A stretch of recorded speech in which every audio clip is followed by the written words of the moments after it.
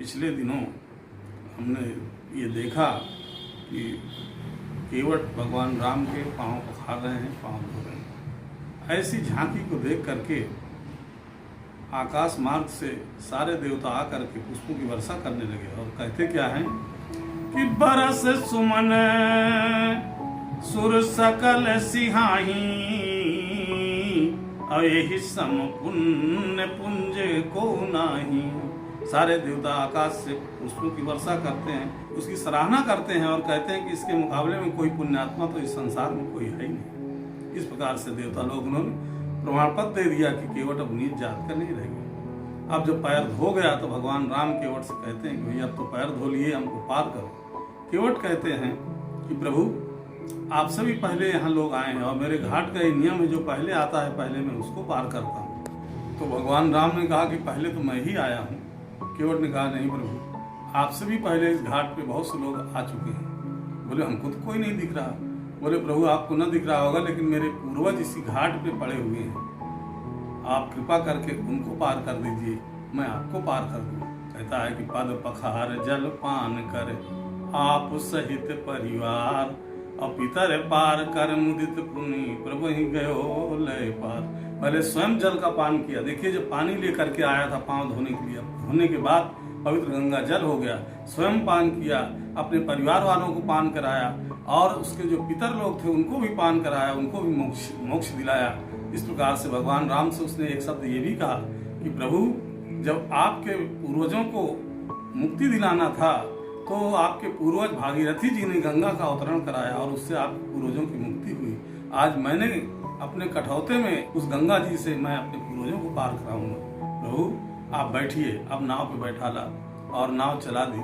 जब बीच नाव में गंगा नाव पहुंची, बीच नदी में गंगा जी के, तो पतवार रख के मल्हार गाने लगा। क्या गाता है कि मोरी नैया, अरे मोरी नैया में सीताराम, गंगा मैया धीरे बहो। मोरी नैया में सीताराम, गंगा मैया धीरे बहो। अरे केवट की नैया भगीरथ की गंगा, केवट की नैया भगीरथ की गंगा, राजा दशरथ के लक्ष्मण राम, गंगा मैया धीरे बहो। इस प्रकार से केवल भगवान राम को उस पार ले गया और पुनः वापस आया। इस प्रकार से कई चक्कर इधर उधर आए और जाए और आए और जाए। तो भगवान लक्ष्मण जी इस स्थिति को देख कर नाराज हुए। भगवान राम ने लक्ष्मण जी को समझाया। बोले मैं बात करता हूँ। भगवान राम केवट से कहते हैं कि भैया तुमने कई चक्कर लगवा दिए। भगवान राम ने जब कहा कि मैं कई चक्कर लगवा दिए तो केवट बोला प्रभु आप इधर भी जरा ध्यान दें। आप 84 में हमको घुमाते हैं, अर्थात 84 लाख योनि में जो हमको चक्कर लगवाते हैं, तो हमारी क्या दशा होती होगी। आप तो इतने ही चक्कर में परेशान हो गए। कृपा करके प्रभु एक समझौता हो जाए, आप हमें भवसागर से पार कर दीजिए, हम आपको गंगा से पार करते। भगवान राम ने कहा एवं मस्त। इस प्रकार से भगवान राम और लक्ष्मण और निषाद राज माँ जानकी जी को केवट ने गंगा को उस पार उतार दिया। उतरने का क्रम क्या है गोस्वामी जी लिखते हैं कि उतर ठाड़ी भे अरे सुर सरी रेता, असीए राम गुह लखन समेता। तो केवट उतरे दंडवत कीन्हा, अप्रभहि सकुच यही नहीं कछु दीन्हा। तो पियहि की अरे पियहि की सिय जान निहारी, मणि मुंदरी मन मुदित उतारी। तो कहु कृपाल लेहु उतराई, अब केवट चरण गयो अकुलाई। तो उतर ठाड़। सबसे पहले माँ जानकी जी उतरी, फिर भगवान उतरे, फिर मित्र उतरे, उसके बाद लक्ष्मण जी। ये उतरने का क्रम है। हमको आपको भी चाहिए कि अगर हम अपने पत्नी के साथ कहीं यात्रा कर रहे हैं तो सबसे पहले पत्नी को उतरवाएं, फिर खुद उतरें। यहाँ पे माँ जानकी जी पहले उतरी, उसके बाद भगवान, फिर मित्र और लक्ष्मण, ये लोग उतरे। और केवट भी नाव एक तरफ लगा करके सीधा आकर के भगवान के चरणों में दंडवत प्रणाम करके गिर पड़ा और भगवान को प्रणाम किया।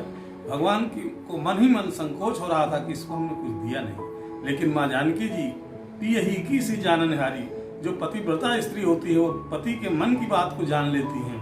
माँ जानकी जी समझ गए कि प्रभु मेरे संकोच कर रहे हैं, तो अपनी रत्नों से जटित अंगूठी को उतारा और भगवान राम के हाथों में दिया। बोले प्रभु इसको उतराई दे दी। जब भगवान राम ने केवट को उतराई देने लगे तो केवट चरणों में गिर करके अकुला गया, मानो कहना चाहता है कि प्रभु ऐसा सौभाग्य मुझसे पूर्व महाराज जनक को प्राप्त हुआ था, जिन्होंने आपके चरण पखारे थे और बहुत सारा धन दौलत हाथी घोड़ा दान में दिए थे और पुत्री को आपको दान में दिए थे।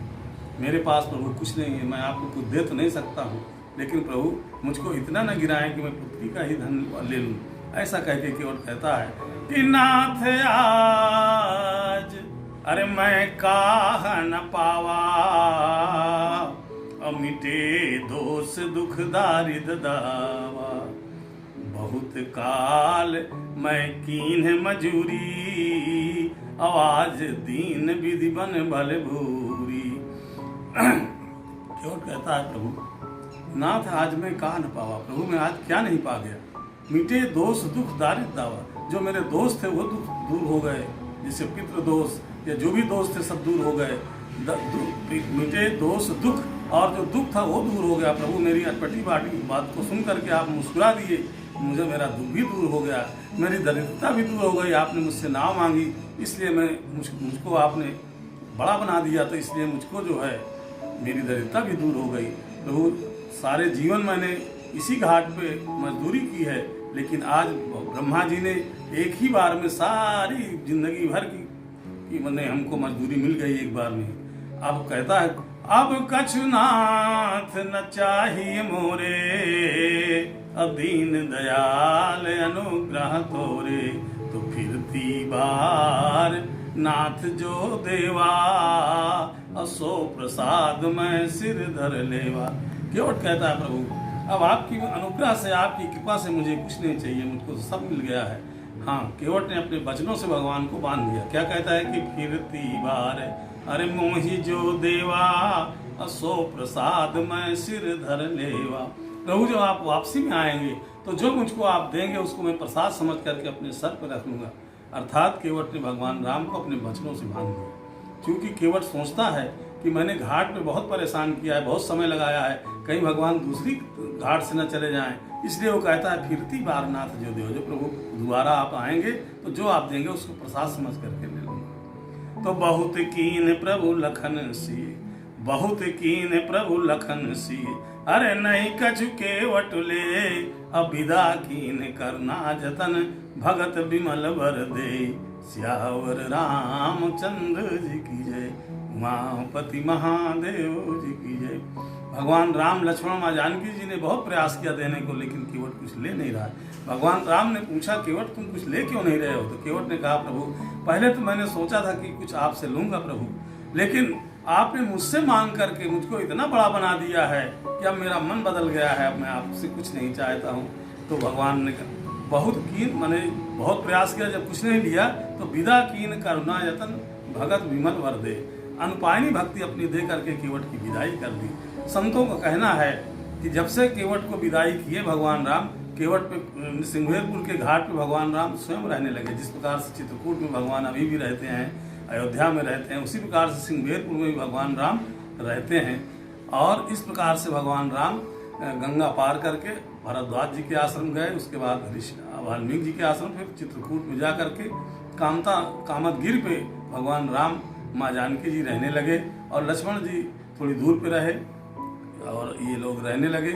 इसके बाद यहाँ की स्थिति ये थी कि जब सुमंत जी गए, सब कुछ बताया, उसके बाद पिताजी महाराज दशरथ जी का देहांत हो जाता है। भरत जी ननिहाल में थे, वशिष्ठ जी ने उनको बुलवाया और उनका दाह संस्कार कराया। दाह संस्कार कराने के बाद एक आम सभा बुलाई। आम सभा में भरत जी से निवेदन किया, भरत जी को ये कहा गया कि आप राज सिंहासन पर बैठिए। भरत जी ने सीधा नहीं कर दिया और क्या कहते हैं, भरत जी कहते हैं कि आपन दारुण दीनता सबई कहों सिरनाय, अब देखे बिन रघुनाथ पद जी की जरन न जाए, सियावर रामचंद्र जी की जय। भरत जी कहते हैं कि मेरी अपनी दीनता जो है, दारुण दीनता ये है कि मैं सबसे सर झुका करके निवेदन करता हूँ कि जब तक भगवान राम के चरण नहीं देख लेंगे तब तक हमारे जी की जलन नहीं जाएगी। इसलिए हमको राज सिंहासन न चाहिए, हम तो भगवान को मनाने के लिए चलेंगे। भरत जी के इस आग्रह पे सारा समाज, चाहे माताएं हों, चाहे गुरु जी हों, चाहे सेनापति हों, सचिव हों, सब लोग इकट्ठा चल दिए और उसी मार्ग से गए जिस मार्ग से भगवान राम, लक्ष्मण, माँ जानकी जी गए थे। सिंगवेरपुर पहुंचते हैं। सिंगवेरपुर के राजा निषाद राज ने देखा कि सेना, हाथी, घोड़ा सब आ रहे हैं भरत जी लेकर के, तो उनके मन में कुछ विचार आए। भरत जी जो है भगवान राम पे चढ़ाई करने तो नहीं आ रहे हैं, लेकिन एक वृद्ध जी ने, सियाने थे, उन्होंने निषाद राज को समझाया कि देखो, बिना विचारे व्यवहार नहीं किया जाता, बिना विचारे जो करे सो पाछे पछताए। माने बिना विचार किए हुए अगर आप घटना करते हैं तो आपको पछताना पड़ेगा। हो सकता है कि भरत जी राम जी को मनाने जा रहे हों, इसलिए उनका स्वागत करिए। इस प्रकार से जब ये लोग सिंगवेरपुर पहुंच गए तो वो दूर से अपना नाम बता करके और प्रणाम करता है वशिष्ठ जी को। क्या कहता है कि देखी दूरी ते कहीं निज नाम, अकीन है मुनि सन दंड प्रणाम। तो जान राम प्रिय दीन असीसा, अब भरत ही कहे वो बुझाए मुनीसा। निषाद राज ने दूर से, काफी दूरी से महाराज वशिष्ठ जी को दंडवत प्रणाम किया और अपना नाम बताया कि मैं निषाद राज। वशिष्ठ जी रथ पे बैठे हुए आशीर्वाद देते हैं और भरत जी के कानों में लग के बताते हैं कि ये तुम्हारे भैया का मित्र है। और जैसे भरत जी ने सुना कि भैया का मित्र है, और ध्यान रखिए मित्र जो है बराबर का दर्जा रखता है, भरत जी के मन में विचार आया कि मेरे प्रभु राम मिल गए। और रथ से उतर करके गोस्वामी जी लिखते हैं कि राम सखा अरे सुन चंदन त्यागा, अचल उतरे गत अनुराग।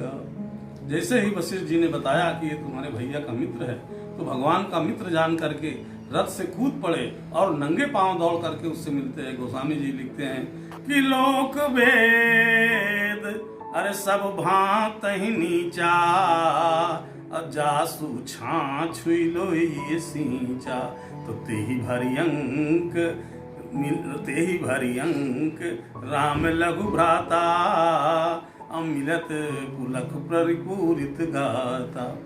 जो लोक वेद, लोक रीत और वेद रीत से दोनों तरह से वो नीच है। उसको उस जमाने में लोग केवट को कोई छूते नहीं थे। अगर छूने की तो बात छोड़िए, अगर केवट की परछाई पड़ जाती थी तो लोग पानी छिड़क करके, नहा करके तो अपने को पवित्र मानते थे। ऐसे निषाद राज को भरत जी ने गले लगा करके उनसे पुलकित होकर के उत्साह पूर्वक मिले। इस झांकी को देख करके वशिष्ठ जी के मन में विचार है कि भरत जी मेरे राजा हैं और मैं उनका गुरु हूँ। गुरु के नाते वो कुछ न बोले अलग बात है, लेकिन राजा के नाते अगर चाहें तो मुझे दंड भी दे सकते हैं। क्यों? क्योंकि मैं रथ पे बैठे बैठे उसको आशीर्वाद, केवल निषाद राज को आशीर्वाद दिया और मेरा राजा उतर करके नंगे पांव उससे गले मिला। तो हे प्रभु, अगर ऐसी कोई स्थिति बना दीजिए, ऐसी कोई परिस्थिति आए कि एक बार मैं भी निषाद राज को गले से लगा लूँ।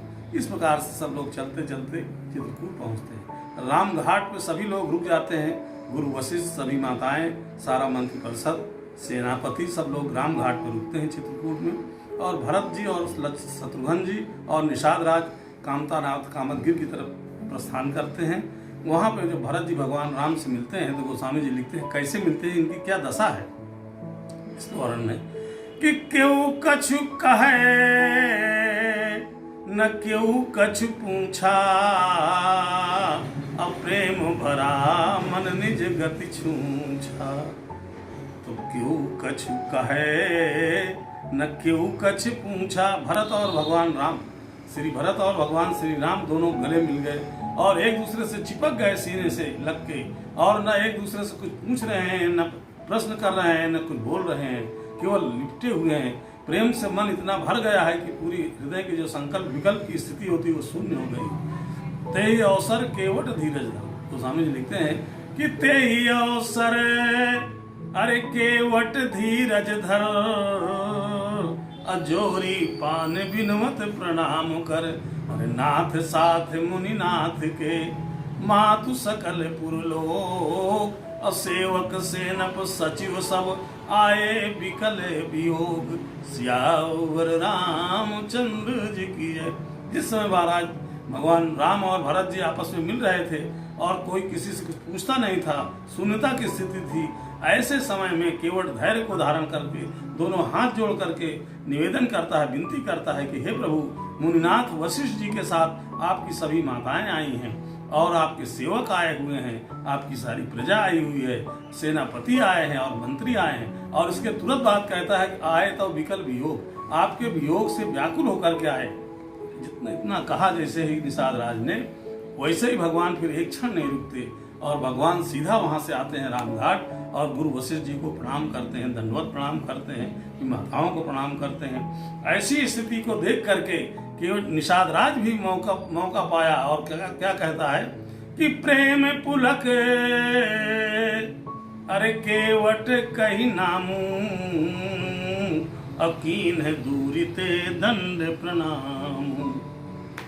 तो राम सखा ऋषि बरबस भेंटा, अजनु मही लुटत स्नेह समेटा। यही सम निपट नीच को नाही, अब बड़ वशिष्ठ सम जग को नाही। तो जेहि लखी लखी नहु ते अधिक, जेहि लखी लखी नहु ते अधिक। मिले मुदित मुनि राव, असो सीतापत भजन को प्रगट प्रताप प्रभाव। सियावर रामचंद्र जी की जय। केवट भी, निषाद राज भी अपना नाम बताता है कि मैं निषाद राज हूँ। ऐसा कह के दूर से प्रणाम करता है कि कहीं परछाई न पड़ जाए। तो निषाद राज जैसे प्रणाम करता है दूर से, वैसे ऋषिवर गुरु वशिष्ठ जी को उठा लेते हैं और उठा करके अपने हृदय से लगाते हैं और कहते हैं केवट निषाद राज, तुम्हारा स्थान जमीन नहीं है, मेरा हृदय है। और ऐसा उनको उठाया जैसे प्रेम ही शरीर धारण करके जमीन में लौट रहा हो, उसको उठा करके गले से लगाए।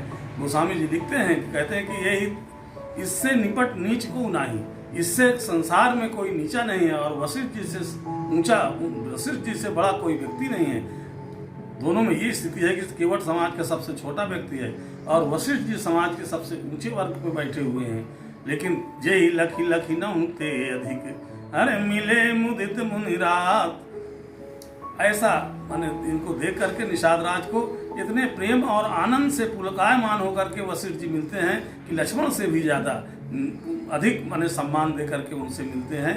ये सीतापति भजन को प्रगट प्रभाव प्रताप प्रभाव, ये भगवान राम के भजन का प्रत्यक्ष प्रमाण है कि गुरु वशिष्ठ जी जैसे व्यक्ति केवट को हृदय से लगाते हैं, निषाद राज को हृदय से लगाते हैं। प्रसंग यहीं पर समाप्त होता है।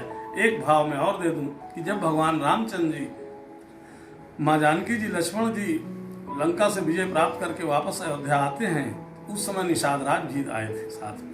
तो निषाद राज क्या कहते हैं, भगवान राम क्या कहते हैं, सबकी विदाई करते हैं, उस समय निषाद राज की भी विदाई करते हैं सबसे आखिरी में। और क्या कहते हैं कि तुम मम सखा, अरे भरत सम भ्राता, सदा रहो पुरयावत जाता। तुम मम सखा, ऐ मित्र निषाद राज, तुम मेरे मित्र ही नहीं हो, भरत जैसे भाई हो। हमेशा अयोध्या आते जाते रहना, कभी बुलाने को न इंतजार करना, अयोध्या में का दरवाजा तुम्हारे लिए हमेशा खुली रहेगी। इस प्रकार से भगवान राम ने निषाद राज को ऐसे कहा। इससे हमको ये अर्थ निकालना चाहिए कि एक बड़ा मित्र हो, दूसरा गरीब मित्र, छोटा मित्र हो, दोनों में मित्रता हो जाए तो बड़े मित्र को ये कहना चाहिए या आश्वासन देना चाहिए छोटे मित्र को कि तुम्हारे लिए हमारा दरवाजा हमेशा खुला है, तुम जब चाहो तब आ जाओ, आ सकते हो, जा सकते हो, कभी मेरे बुलाने का इंतजार न करना। तब छोटा मित्र जो है बड़े मित्र के यहाँ जाने में संकोच नहीं करेगा। इस प्रकार से केवट प्रसंग से हमको ये शिक्षा लेनी चाहिए कि भगवान राम, भरत या अयोध्या वासियों ने केवट समाज से किस प्रकार से मिले। और हमको भी ऐसे ध्यान रखना चाहिए कि समाज में जो ऊंची नीची जात पात, गरीब अमीर, स्त्री पुरुष की जो अव्यवस्था है, जो ये खाई है, इसको हम पुल बना करके, अर्थात हम एक दूसरे से मिल करके प्रेम से रहें